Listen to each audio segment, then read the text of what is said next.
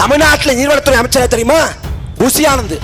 June 12ங்க, June 12 குறுவை சாகுபடிக்கு மேட்டூர் அணையை திறந்து விட்டுருக்கணும், தண்ணீர் ரிலீஸ் ஆயிருக்கணும். ஆனா தண்ணீர் ரிலீஸ் ஆகல.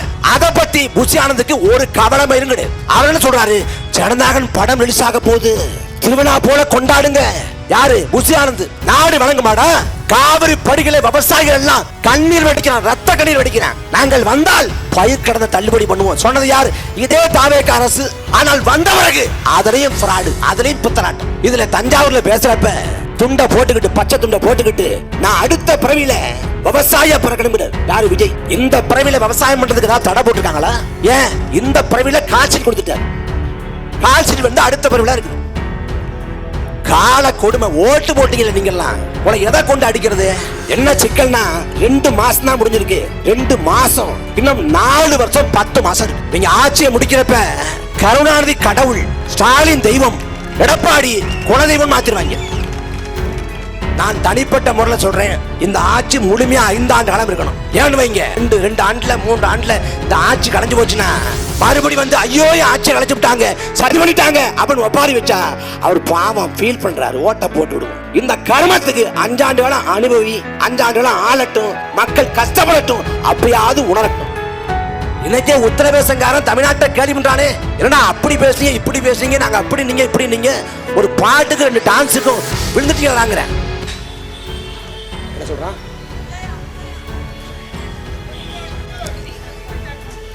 வாழ்நாள்ல பார்க்க முடியாது, அந்த ஆளு வாழ்நாள்ல பார்க்க முடியாது. நீ செத்தா கூட வரமாட்டாண்ட. வந்துட்டான். எங்கடா போனீங்க அன்னைக்கு?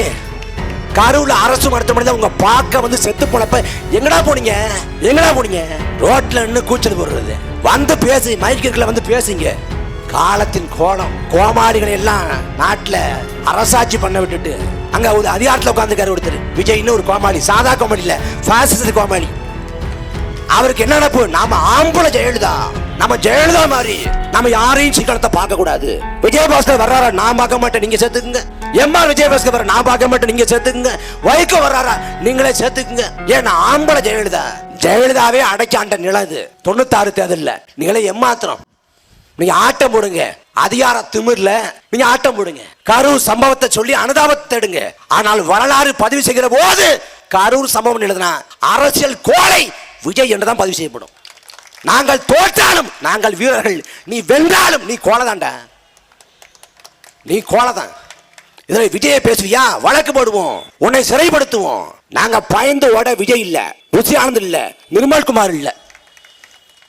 உனக்கு எவனுக்கும் சிறை எப்படி இருக்கும் தெரியாது, நீ செட்லாம் பார்த்திருப்ப. நாங்க சிறைக்கு போய் சிறையில சாப்பாடு எப்படி இருக்கும், சிறை அறை எப்படி இருக்கும் எல்லாம் பார்த்து தான் நிக்கிறோம். நீ எவ்வளவு நாள் சிறையில போடுவ?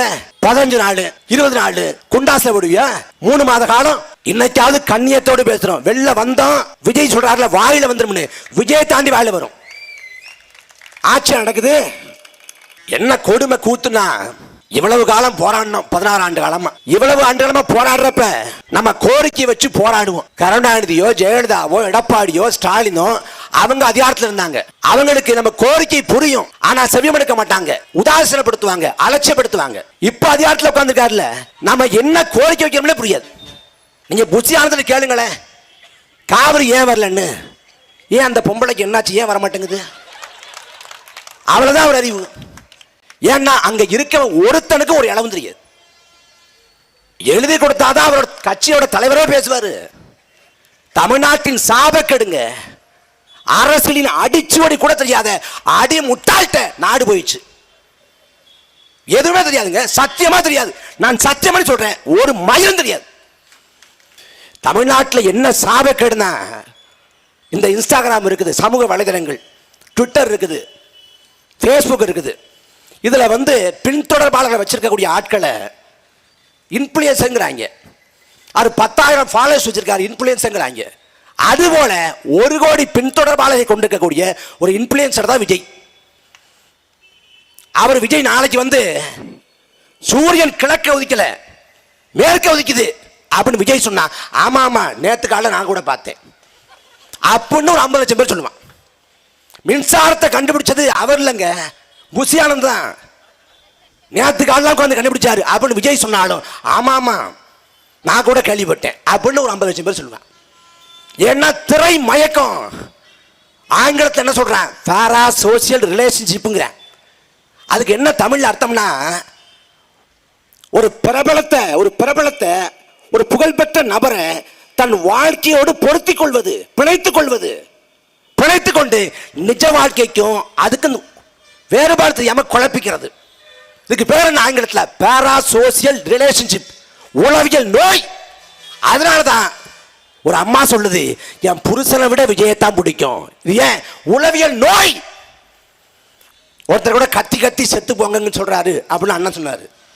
ஏன் நாங்க கத்தி கத்தி செத்து போனால் திமிரோடு சாவோம்டா, மனநிலையோடு சாவோம்டா.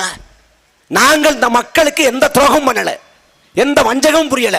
நாங்கள் ஒரு காலத்திலையும் மக்களுக்கு எதிராக நிக்கல. மக்கள் தான் எங்களுக்கு எதிரான துரோகம் பண்ணது, மக்கள் தானே ஒழிய நாங்க இல்லை. இன்னைக்கு விஜய்க்கு தலகால் புரியல, ஆணவம், அகம்பாவம். இந்த நாட்டில் தோற்கடிக்க முடியாதுன்னு சொல்லப்பட்ட சாம்ராஜ்யங்கள் விழுந்திருக்கு, பேர் அரசுகள் விழுந்திருக்கு. இந்த உலகத்தில் சர்வாதிகாரி என்று உலகத்தால் தூற்றப்பட்ட கொடுங்கோலர்கள் தோற்று போயிருக்கான். அசைக்க முடியாது என்று சொல்லப்பட்ட கட்சிகள் ஆட்டம் கண்டிருக்கு. நீ எம்மாத்திரம் 91 ஜெயலலிதா வெற்றி பெறாங்க. 91 ராஜீவ்காந்தி இறந்து போறாரு. அந்த அனுதாப அலை காரணமாக 224 இடங்கள்ல ஜெயலலிதா மேல் வெற்றி பெறாங்க. திமுக ஒரே ஒரு இடத்துல வெற்றி பெறுது. ஐயா கருணாநிதி வெற்றி பெற்று ராஜினாமா பண்ணிடுறாரு. அப்படி 224 இடங்கள்ல வெற்றி பெற்று அசுரபலத்தோடு அதிகாரத்தில் உட்கார்ந்த ஜெயலலிதா அம்மையார் போட்ட ஆட்டத்தில் 96 ஜெயலலிதா அம்மையாரே பர்கூர்ல தோத்து போனாங்க. இது வரலாறு. அதனால ஆணவத்தில், அகம்பாவத்தில் இன்னைக்கு ஆடலாம்.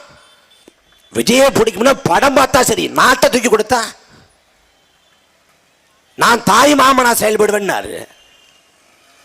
குழந்தைகள் போராட்டம் பண்ணுது, மதுபான கடையை மூடுங்கன்ட்டு. இப்ப திடீர்னு பார்த்தா தாவேக ஆட்சியில 54 வகை புதிய மதுபானங்கள் அறிமுகம் செய்யப்பட போகுதான். அது மட்டும் இல்லாம உணவகத்தோடு கூடிய மதுக்கூடம், ரெஸ்டோ பாரு, சாதா பார்ல ரெஸ்டோ பார். எப்ப? தாவேக ஆட்சியில. எப்படிப்பட்ட மாற்றம் இது! மாற்றம் இல்ல, கேடுகட்ட நாற்றம். நான் ஒரு தொலைக்காட்சி வார்த்தையில் சொன்னேன், விஜய்க்கு மனித தன்மையே இல்லை, மனித நேயமே இல்லைன்னு. தமிழ்நாட்டு முதலமைச்சர் போய் இங்க மனித தன்மை இல்லாதவன் சொல்லலாமான்னு கேட்டுச்சு. மனித தன்மையே இல்லாதவன் தமிழ்நாட்டை முதலமைச்சர் ஆக்கி விட்டாங்க. நான் என்ன பண்றது கேட்டேன்.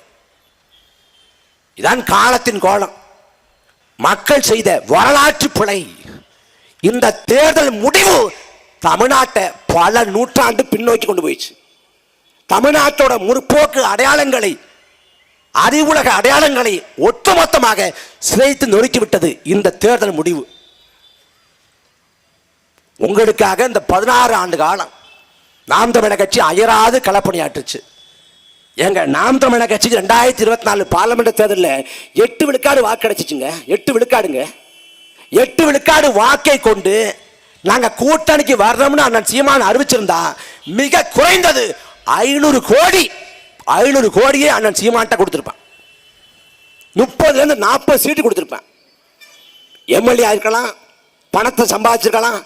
ஆனால் நான் ஒருபோதும் சமரசம் செய்ய மாட்டேன். எந்த திமுகவை, எந்த அதிமுகவை எதிர்த்து நான் கலந்தான்றனோ கடைசி வரைக்கும் சமரசம் விட்டு நிற்பேன் அப்படின்னு அண்ணன் சீமான் நிற்கிறாங்க. தமிழ்நாட்டில் மாற்று என்று பேசிய எண்ணற்ற இயக்கங்கள் உண்டு. 96 முதலமைச்சர் வேட்பாளர் ஐயா வைகோ தோற்று போனார். 98 கூட்டணிக்கு போயிட்டார். நான் மக்களோடும் தெய்வத்தோடும் கூட்டணினார் ஐயா விஜயகாந்த். 2006 2009 2 பொது தேர்தல், 3வது பொது தேர்தலில் கூட்டணிக்கு போயிட்டாரு. மாற்றம் முன்னேற்றம் அன்புமணினாரு. அன்புமணி ஒரு தேர்தல் தோல்வி. 2016 19 கூட்டணிக்கு போயிட்டாரு. அதே போல மக்கள கூட்டணி 16 தோல்வி, சதறி போச்சு. கமலஹாசன் வந்தாரு, 19 தனிச்சு போட்டி, 21 கூட்டணி, 24 அவர் திமுகவோட போயிட்டார். ஆனா நாம் தமிழர் கட்சி 2016 2019 2021 2024 2026 5 பொது தேர்தல் நாங்கள் வெற்றியை களத்தில் நிற்கிறோம்டா. இன்னொரு கட்சினா கட்சி தொண்டை சொல்லுவான் கூட்டணிக்கு போகலாம், கூட்டணிக்கு போங்கன்னு. ஆனால் நாம் தமிழர் கட்சிக்காரன் சொல்றான் எத்தனை தோல்வி வந்தாலும் சரி நாங்கள் தனித்து நிற்போம், தனித்துவத்தோடு நிற்போம்னு. தோல்வி தோல்வி ஒரு கட்சியை, ஒரு இயக்கத்தை, ஒரு தலைவனை அசைச்சு பார்க்க முடியாதுன்னா நாம் தமிழர் கட்சி மட்டும்தான். ஒரே ஒரு தேர்தலில் வெற்றி பெறல, அதிமுக செதறி போச்சு, திமுக சோர்ந்துட்டான். ஆனா நாம் தமிழர் கட்சிக்காரன் அதே வீரியத்தோட அதே தெம்போட களத்தில் நிற்கிறோம். ஏன்னா நாங்கள் பதவிக்காக பணத்துக்காக வந்தவர்கள் இல்லை, உண்மையாக இந்த மண்ணை மக்களை நேசித்து நிற்கக்கூடியவங்க. மக்கள் தான் வரலாற்று பிழைய செஞ்சீங்க.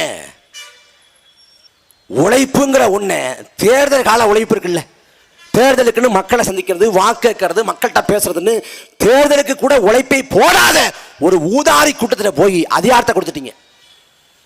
தேர்தல் பாதையில் இல்லாத திராவிட கழகத்தை சேர்ந்த கி வீரமணி கூட 93 வயசுல தினந்தோறும் பரப்புரை பண்ணாரு. ஆனா முதலமைச்சர் கனவுல இருந்த விஜய் பரப்புரை பண்ணல, பரப்புரை ரத்து பண்ணி இருந்தார். இன்னைக்கு எங்க பரப்புரை? விழுப்புரத்தில் பரப்புரை ரத்து, நாளைக்கு திருவண்ணாமலை பரப்புரை ரத்து பண்ணி சோழம் கண்டிட்டார். ஆனா மக்கள் அவருக்கு ஓட்ட போட்டான்.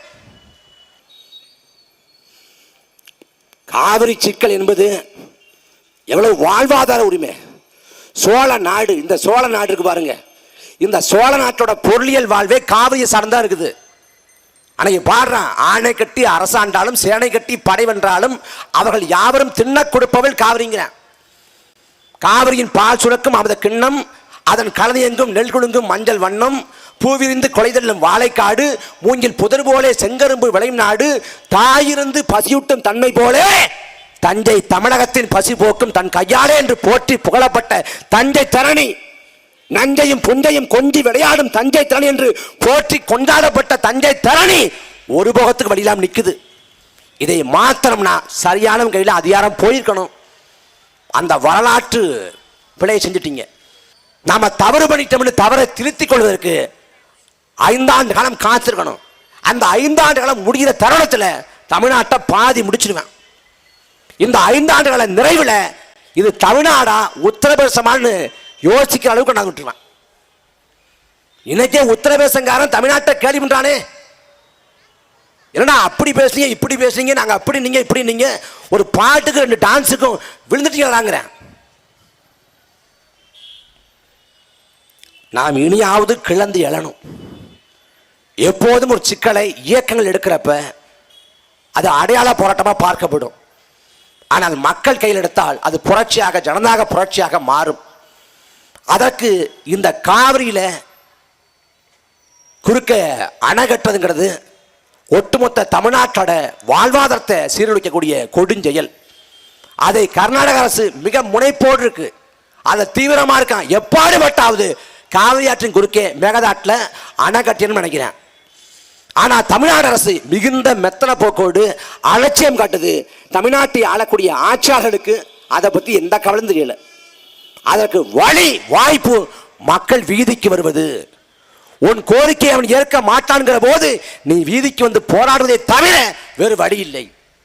வங்காரி மாத்தாங்கிற போராளித்தாய் சொல்றான், மக்களை அரசியல் படுத்தாது, மக்களை அணிதிரட்டாது, இந்த வளங்கள் யாவும் மக்களுக்கு சொந்தமாதுங்கிற புரிதலை உருவாக்காது, வளக்கொள்ளையை தடுக்க முடியாது, நாட்டை மீட்க முடியாதுங்கிற. நாங்க மக்களுக்கு தெளிவுபடுத்துறோம், மக்களுக்கு புரிய வைக்கிறோம், அதான் பண்றோம்.